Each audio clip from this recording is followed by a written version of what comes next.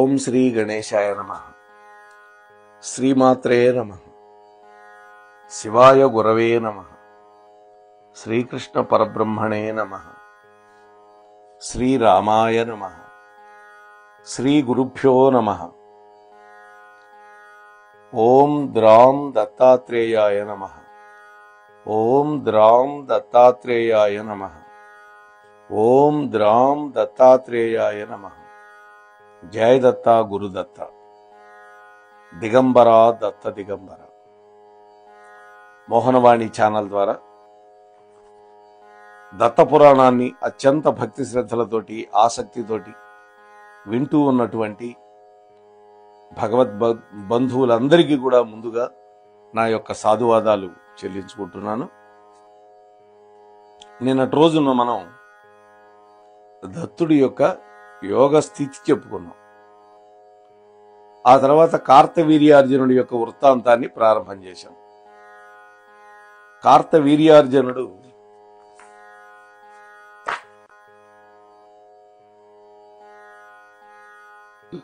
ఆ పేరు ఎలా వచ్చింది అని కూడా చెప్పుకున్నాం. అతని తండ్రి అయినటువంటి కృతవీర్యుడు తన బిడ్డ రాజ్య పరిపాలనానికి అర్హత లేనివాడుగా ఉండడం వల్ల ఆ విషయమే దుఃఖపడి పడి ప్రాణాలు విడిచిపెట్టాడు. మరి ఆ తరువాత ఏం జరిగిందో ఇవాళ చెప్పుకుందాం అనుకున్నాం కదా. 16వ ఎపిసోడ్లో ఈ విషయాలు చెప్పుకుందాం. రాజు లేనప్పుడు అరాచకం ఏర్పడుతుంది అనేది ఒక పద్ధతి. అందుకని అరాచక స్థితి రాకూడదని మంత్రులు పురోహితులు అందరూ ఒకనాడు కార్తవీర్యార్జునుడి దగ్గరకు వచ్చారు. అందులో గర్గుడు అనేటువంటి మంత్రి మహానుభావుడైన పట్టాభిషేకం చేయించుకోమని అడిగారు. కానీ కార్తవీర్యార్జునుడు మాత్రం ఒప్పుకోల. మహాత్మా, నేను అవిటివాడిని, ప్రజారక్షణ నేను ఎలా చేయగలుగుతాను? అందువల్ల నేను రాజుగా పనికిరాను. అందువల్ల నాకు అర్హత లేనటువంటి పదవిని నేను అలా ఎక్కగలుగుతాను. అంతేకాదు, ప్రజలు పన్నులు కట్టేది రాజు రక్షిస్తాడని. దానికి సామర్థ్యం లేనప్పుడు అటువంటి వాడు సింహాసనం ఎక్కి ప్రజాధనాన్ని భోగాలకు ఖర్చు పెడితే వాడు దొంగ కిందే లెక్క, రౌరవాది నరకాలకి వెళ్ళిపోతాడు. పోని పరిపాలన రాజ్య సంరక్షణ బాధ్యతలు మీకందరికీ ఒప్పగించి నేను నామమాత్రపు రాజుగా కిరీటం పెట్టుకుని కూర్చుందామా అంటే అప్పుడు నేను మీ చేతుల్లో కీలుబొమ్మనైపోతాను. ఇది గుర్తించినటువంటి ప్రజలు నన్ను అపహాస్యం చేస్తారు. ఇరుగు పొరుగు రాజులు నవ్వుతారు, అవమానిస్తారు. నేను స్వయంగా నా అంతట నేను చేసుకోలేనటువంటి పరిపాలన, పౌరుల మీద ఆధారపడినటువంటి పరిపాలన ఎంత అందంగా ఉంటుందో మీ అందరికీ తెలిసిందే కదా. అపరాధుల్ని నిర్ధారించలేను, నిరపరాధుల్ని రక్షించలేను. న్యాయం జరుగుతుందో అన్యాయమే జరుగుతుందో నేను గుర్తించలేను. ఇంకొకరి ఇష్టాయిష్టాల ప్రకారంగా నిరపరాధుల్ని శిక్షింపజేయొచ్చు, నేను అపరాధులను విడిచిపుచ్చొచ్చు. అప్పుడు నా పరిపాలన ఒక గుడ్డి దర్బారుగా ఉంటుంది. పాప ఫలాలు మాత్రం మిగిలిపోయి చివరికి నేను నరకంలో పడిపోతాను. 100 కళ్లతో పరిపాలన కొనసాగించటం తెలియక జరిగే అపచారాలు జరుగుతూ ఉంటాయి. కాబట్టి రాజ్యాంతే నరకం ధ్రువం అన్నారు పెద్దలు. అలాంటి నేను మరొకరి చేతిలో కీలుబొమ్మనైపోతే ఈ పుట్టుకలోనే ఇక్కడే నరకం అనుభవించాల్సి వస్తుంది.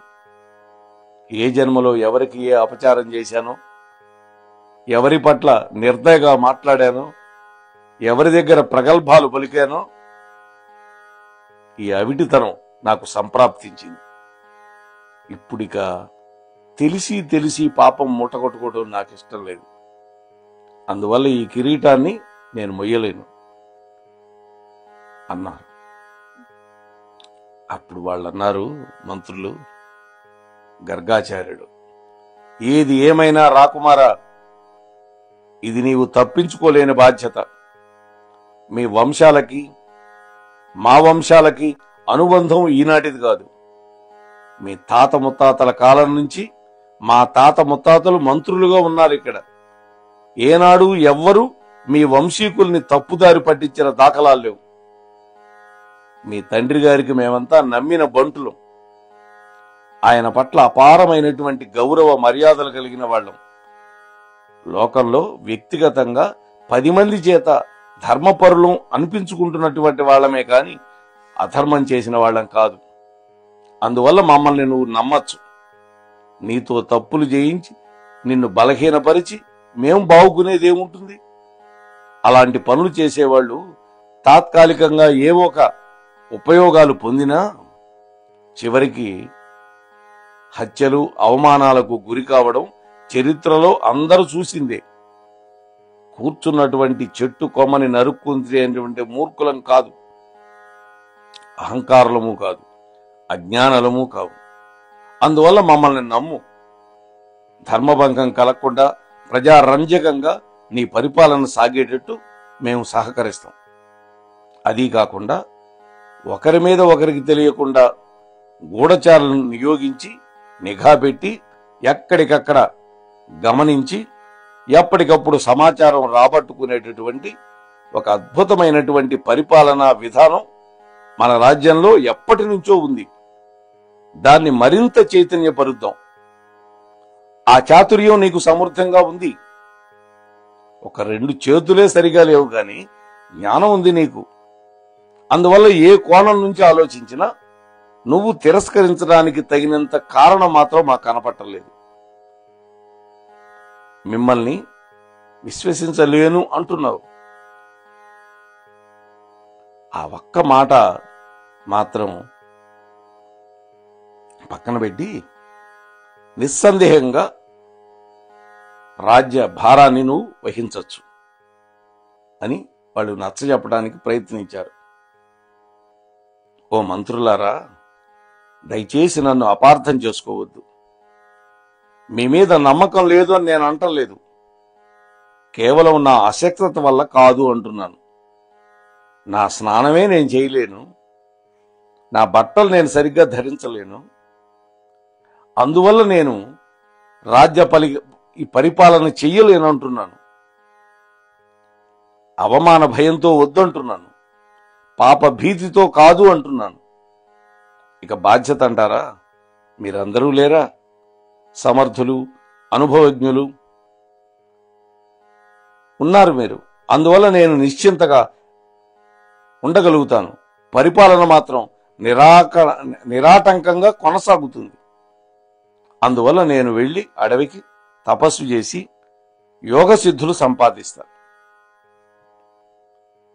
బాహుబలం కలిగిన వాడినే, శస్త్రాస్త్ర కోవిదుడనై అన్ని సామర్థ్యాలు సంపాదించుకొని మళ్లీ తిరిగి వస్తా. అప్పుడు రాజ్యభారం నా భుజాలకు ఎత్తుకుంటా. అందాక మీకు తప్పదు.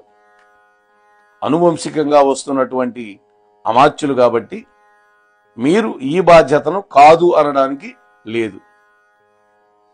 ఈ మాటలకు వాళ్ళు అవాక్కులైపోయారు. అయితే వాళ్లల్లో ఉన్నటువంటి గర్గముని కార్తవీర్యుడి యొక్క నిర్ణయానికి సంబరపడిపోయాడు. అతడి యొక్క పట్టుదలను గుర్తించాడు. తపస్సు చేసి అమోఘమైనటువంటి వరాలు పొందుతాడని కూడా గ్రహించాడు. వెంటనే అన్నాడు, ఓ రాజకుమారా, మీ నిర్ణయాన్ని నేను అభినందిస్తున్నాను. మీ దృఢ సంకల్పాన్ని కూడా నేను ప్రశంసిస్తూ ఉన్నాను. అయితే తపస్సులు ఫలించడం అంటే అదొక సుదీర్ఘమైనటువంటి యాత్ర అని మర్చిపోవద్దు. 1000 సంవత్సరాల కృషి లోక శ్రేయస్సు కోసం. మీకు ఒక దగ్గర దారి చెబుతాను, ఆలకించండి. సహ్యాద్రి పర్వతానికి వెళ్ళాలి మీరు. తెలుసు కదా మీకు సహ్య పర్వతం. దాని లోయల్లో ఒక చోట ఆశ్రమం నిర్మించుకొని దత్తప్రభు తపస్సు చేసుకుంటూ ఉన్నాడు. ఆ మహాత్ముడు అమోఘమైనటువంటి యోగశక్తి సంపన్నుడు, యోగ విద్యా ప్రవర్తకుడు. ఈ జగత్తును కాపాడడం కోసం విష్ణుదేవుడి యొక్క అంశతో ఆవిర్భవించినటువంటి వాడు. నువ్వు వెళ్ళి ఆ మహాత్ముడిని ఆశ్రయించు, నీ సంకల్పం సత్వరమే సిద్ధిస్తుంది. స్వర్గలోకాన్ని జంబాదులు ఆక్రమించారు. ఒకప్పుడు స్వర్గలోకాన్ని జంభుడు అనేటువంటి ఒక రాక్షసుడు ఆక్రమించాడు. అప్పుడు దేవేంద్రుడంతటి వాడు వచ్చి ఈ దత్తాత్రేయుడిని ఆశ్రయించాడు. ఆ మహాత్ముడి యొక్క కరుణ వల్ల రాక్షసుల్ని జయించి మళ్లీ తన స్వర్గపీఠాన్ని తాను అందుకోగలిగాడు. ఇటువంటి విజయగాథలు ఎన్నో ఉన్నాయి. నీకు విజయం కలుగుతుంది నాయనా, వెళ్ళిరా. ఇది ఆదేశమా ఆశీర్వచనమా అనిపించేటట్లుగా మాట్లాడినటువంటి గర్గముని మాటలు కార్తవీర్యార్జునుణ్ణి ఆకట్టుకున్నాయి బాగా. ఆ మహాత్ముడి వైపు సభక్తికంగా చూస్తూ, మునీంద్ర, మీ ఆదేశం నాకు శిరోధార్యం, అట్లాగా చేస్తాను.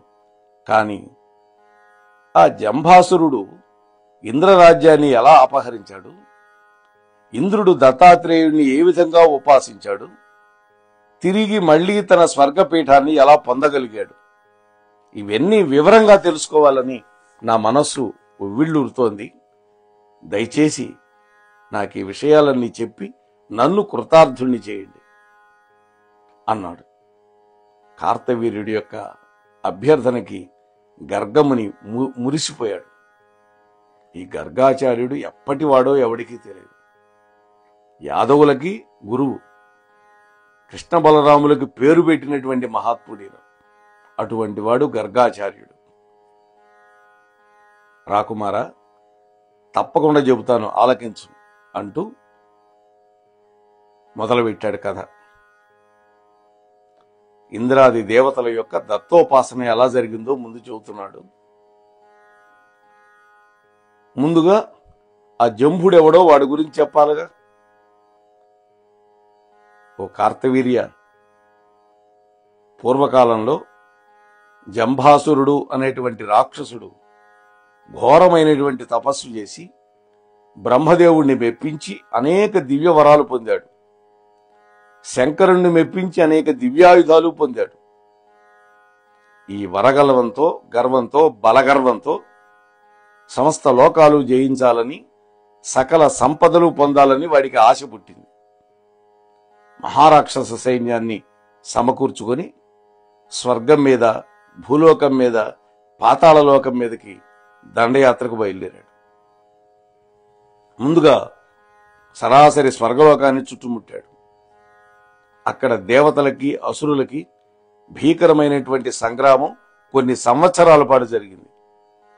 జంభాసురుడు, అతడి సైన్యం వాళ్లకున్నటువంటి వర మహిమ వల్ల నానాటికి బలపడుతూ ఉంటే దేవతల యొక్క సైన్యం క్షీణించిపోయింది.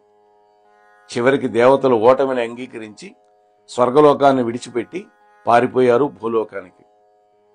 జంభాసురుడు స్వర్గ సింహాసనాన్ని ఆక్రమించి పరిపాలిస్తూ ఉన్నాడు. తలోకు దిక్కుగా పారిపోయినటువంటి ఈ దేవతలు ఒకానొక పర్వతారణ్య ప్రాంతంలో సమావేశం పెట్టుకున్నారు. అక్కడ వాలకిల్యాది మహర్షులు ఉండేటటువంటి నివాస ప్రాంతం అది. అంగుష్టమాత్ర దేహులు వాలకిల్యులు, మహాతప సంపన్నులు. దేవగురువైనటువంటి బృహస్పతి కూడా అక్కడికి చేరుకున్నాడు. అందరూ ఆ మహర్షులతో కలిసి మంతనాలు చేశారు. స్వర్గలోకాన్ని మళ్లీ సంపాదించుకోవాలంటే విష్ణుమూర్తిని శరణు వేడుకోవటం ఒక్కటే కర్తవ్యమని నిర్ధారించుకున్నారు. అయితే ఆ విష్ణుమూర్తి ఇప్పుడు దత్తాత్రేయుడుగా అవతరించి సహ్యాద్రి పర్వతంలో విహరిస్తున్నాడు అని మహర్షులు చెప్పారు, వాలకిల్యులు. అయితే అతడు మదవతి మధ్యలోలుడై నింద్యాచారుడుగా కనిపిస్తాడు. ఆ మదవతి ఎవరో కాదు, సాక్షాత్తు లక్ష్మీదేవి. అతన్ని ప్రసన్నం చేసుకోవటం చాలా కష్టం. అయినా మరి గత్యంతరం లేదు కాబట్టి ప్రయత్నం చేయండి అని ఆ వాలకీలులు ఉపదేశించి ఆశీర్వదించి పంపించారు. బృహస్పతిని ముందు పెట్టుకొని ఇంద్రాది దేవతలంతా సహ్యాద్రి పర్వతానికి చేరుకున్నారు. దత్తాశ్రమాన్ని వేదికి పట్టుకున్నారు. ఆ ఆశ్రమ మధ్య భాగంలో తీర్చిదిద్దినటువంటి చలువ పందిరి కనపడింది. సుగంధ పరిమళాలను వెదజల్లుతున్నటువంటి పూల తోరణాలు, బంగారు జరి నెగిషీలు పొదిగినటువంటి చాందినీలు కనిపించినాయి. మధ్య భాగంలో పద్మకర్ణికార ఆకారంలో మెత్తటి ఒక పర్యంకం, దాని మీద దత్తాత్రేయుడు ఒక అందాల భామకి వీపు చేర్చి ఎడమ మోచెయ్యని మరొక భామాముడి యొక్క తొడల భాగాన ఉంచి ఓరవాటుగా కూర్చొని ఉన్నాడు. కుడి చేతిలో బంగారపు చపకం, చపకం అంటే మద్యాన్ని గురోలేటటువంటి ఒక పాత్ర. మరొక స్త్రీ సాక్షాత్తు లక్ష్మీదేవే ముందుగా తాను చవి చూసి అంటే రుచి చూసి రకరకాల మద్యాలని ఆ పాత్రలో పోస్తున్నది. దత్తయోగి అదే పనిగా సేవిస్తూ ఉన్నాడు. చుట్టూత చిన్న చిన్న వేదికల మీద కూర్చొని అప్సరసల్లాంటి కాంతలు అనేక వాద్య విశేషాలను మృదువుగా శ్రావ్యంగా మ్రోగిస్తూ ఉన్నారు. వాటితో శృతి గలిపినటువంటి ఏవో గీతాలు కూడా పాడుతున్నారు ఆ గంధర్వకాంతలు. వాటిని వింటూ ఒక్కొక్కప్పుడు తాళం వేస్తూ మరొకప్పుడు తాను కూడా గొంతు కలుపుతూ దత్తయోగి ఆనంద పరవశుడైపోతూ ఉన్నాడు. అవధులు దాటినటువంటి మద్యపానం వల్ల వశం తప్పినటువంటి శరీరం వదులుగా ఊగిపోతోంది. ఎరుపెక్కిన కళ్ళు, బోరటిల్లినటువంటి బుగ్గలు, చెమట చిత్తడితో జిడ్డుగారుతున్నటువంటి ముఖం, చేతి నుంచి జారిపోతున్నటువంటి ఆ మధు పాత్రని నారీలలామ అందుకుంటోంది. తానే స్వయంగా దత్తస్వామి యొక్క నోటికి అందిస్తోంది ఆ మధువుని.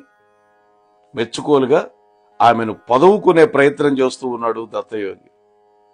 వివసుడై ఆమె పైకి ఒరిగిపోతూ ఉన్నాడు. ఇంద్రాది దేవతలకి కనిపించినటువంటి దృశ్యం ఇది. అందరూ ఆశ్చర్యచకితులైపోయారు. పరస్పరం కళ్ళతో సంజ్ఞలు చేసుకున్నారు. కళ్ళతోనే మాట్లాడుకున్నారు వాళ్ళు. ఆశ్రమ ప్రాంతం అంతా అక్కడక్కడక్కడక్కడ చెట్ల దగ్గర సర్దుకున్నారు.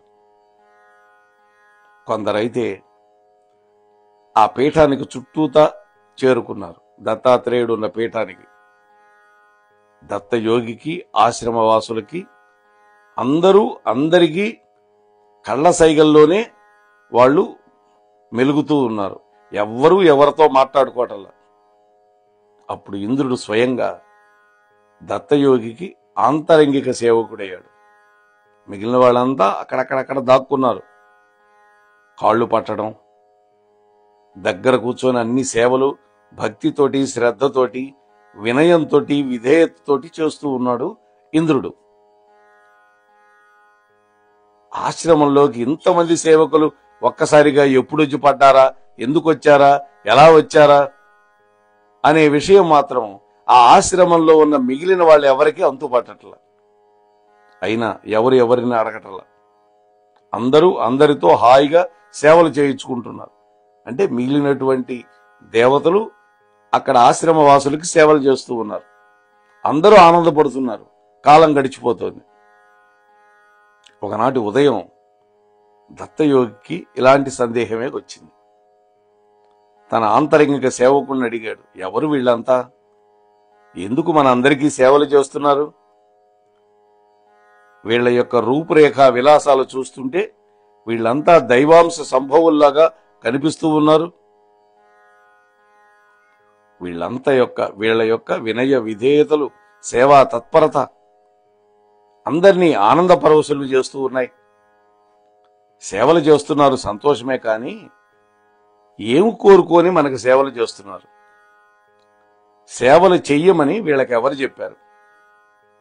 అసలు వీళ్ళు ఎక్కడి నుంచి వచ్చారు? దత్తయోగి ఈ విధంగా ప్రశ్న పరంపర గురిపిస్తూ ఉంటే దేవేంద్రుడు మరింత దగ్గరకు వచ్చి సాష్టాంగ నమస్కారం చేశాడు. నిలబడ్డాడు. 2 చేతులు కట్టుకొని వినయంగా తన శరీరాన్ని వంచి నోటిలో నుంచి తుంపర్లు యోగేంద్రుడి మీద పడతాయేమోనని అనుమానంతో తన అరచెయ్యిని నోటికి గుడ్డలాగా అడ్డం పెట్టి మాట్లాడుతూ ఉన్నాడు ఇంద్రుడు. మహాత్ముల దగ్గరికి వెళ్ళినప్పుడు ఇలానే మాట్లాడాలి. మన తుంపర్లు వాళ్ళ మీద పడితే మహాపాపం చుట్టుకుంటుంది మనకి. ఇంద్రుడు అంటున్నాడు, ఓ దత్తయోగీంద్ర, అన్నీ తెలిసి ఏమీ ఎరగనట్లుగా మీరు ఇలా ప్రవర్తించడం, ప్రశ్న వేయడం విడ్డూరంగా ఉంది. అయినా మీరు అడిగారు కాబట్టి నేను చెబుతాను. నా మనవి ఆలకించండి. స్వామి, నేను దేవేంద్రుణ్ణి. ఈ పరిచారకులందరూ మా దేవతలు. ఆ జంభాసురుడు స్వర్గలోకం మీద దండెత్తి మమ్మల్ని అందరినీ పారద్రోలాడు. మా స్వర్గసీమను ఆక్రమించుకున్నాడు. దిక్కు తోచక మేమంతా నీ సన్నిధికి చేరుకున్నాం. మిమ్మల్ని సేవిస్తూ మీ అనుగ్రహం కోసం ఎదురు చూస్తూ కాలం గడుపుతూ ఉన్నాం. ఈనాటికి తమకు దయగలిగింది. ఆ జంభాసురుడిని ఓడించి మళ్లీ మా రాజ్యం మాకు ఇప్పించండి. యజ్ఞయాగాది క్రతువులు సజావుగా సాగే అవకాశం మాకు కల్పించండి. దానికి మీరొక్కరే సమర్థులు. ఇక ఎవరి వల్ల ఇది సాధ్యం కాదు. అందువల్ల మమ్మల్ని అనుగ్రహించండి. వెంటనే దత్తుడు అన్నాడు, ఏమిటి, నువ్వు దేవేంద్రుడివా? వీళ్ళంతా దేవతలా? ఆశ్చర్యంగా ఉందే. అష్టదిక్పాలకులకు అధిపతివి. నీ సేవలు నేను పొందడమా? అపచారం, అపచారం. నేనొక సాధారణ తపస్విని, అందున ఆచార భ్రష్టుణ్ణి. నీ సేవలు నేను పొందడానికి గాని, నీ దేవతలు సేవలు మా ఆశ్రమవాసులు పొందడానికి గాని తగనటువంటి పని. తెలియక జరిగింది పొరపాటు. ఈ క్షణం నుంచి మీరందరూ మీ సేవలు విరమించండి. మీకే మేమంతా సేవలు చేస్తాం, తరించిపోతాం. నీ సామ్రాజ్యాన్ని జంభాసురుడు ఆక్రమించాడంటున్నావు. దాన్ని తిరిగి పొందడానికి సహకరించమని నన్ను అడుగుతున్నావు. తప్పకుండా మేమంతా సహకరిస్తాం. నీకు తెలుసు కదా మేమెంతటి యుద్ధవీరులమో. అందువల్ల రణరంగానికైతే రాలేం, కానీ మీ పక్కన ఉండి మీ శిబిరాల్లో గాయపడిన వాళ్లకు మాత్రం సేవలు చేయగలం. ఈ పాటి సహకారం అందించడానికి మేమెప్పుడు సిద్ధమే. నిజానికి అది మా అదృష్టంగా భావిస్తాం. దీనికి మీరు ఇంత అడగాల? ఆజ్ఞాపించండి. అంతటి సువర్ణావకాశం మాకు కలిగించండి.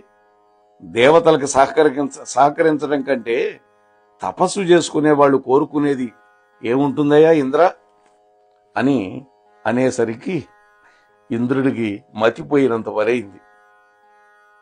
అయినా గురువుగారు చెప్పి పంపించాడు, చాలా పరీక్షలు పెడతాడని. అందువల్ల ఆ పరీక్షలకు తట్టుకొని ఇంద్రుడు ఏమి మాట్లాడాడో మనం రేపటి రోజు ముచ్చటించుకునే ప్రయత్నం చేద్దాం. అంతవరకు మీ వద్ద సెలవు తీసుకునే మీ ధర్మవరపు వెంకటరమణ. ఈ ఛానల్కి ఇంకా ఎవరైనా సబ్స్క్రైబ్ చేయకపోతే వెంటనే చేయండి. ఉపన్యాసం మీకు నచ్చితే లైక్ చేయండి, మీ కామెంట్ కూడా పెట్టండి. అలాగే మీ బంధుమిత్రులందరికీ పంచండి అని మిమ్మల్ని అందరినీ మరొక్కసారి వినమ్రంగా మనవి చేసుకుంటూ ముగిస్తున్నాను. స్వస్తి. మోహన్ వాణి తెలుగు పోడ్కాస్ట్ వింటున్న శ్రోతలందరికీ హృదయపూర్వక ధన్యవాదాలు. ఏమండోయ్, ఇప్పటివరకు మన ఛానల్కి సబ్స్క్రైబ్ చేసుకోకపోతే ఈ క్షణమే వెంటనే సబ్స్క్రైబ్ చేసుకుని ఆ పక్క నుండి బెల్ బటన్ని మ్రోగించండి. అప్పుడు నేను చేసే అప్డేట్స్ అన్నీ మీ ముందు ప్రత్యక్షమవుతాయి.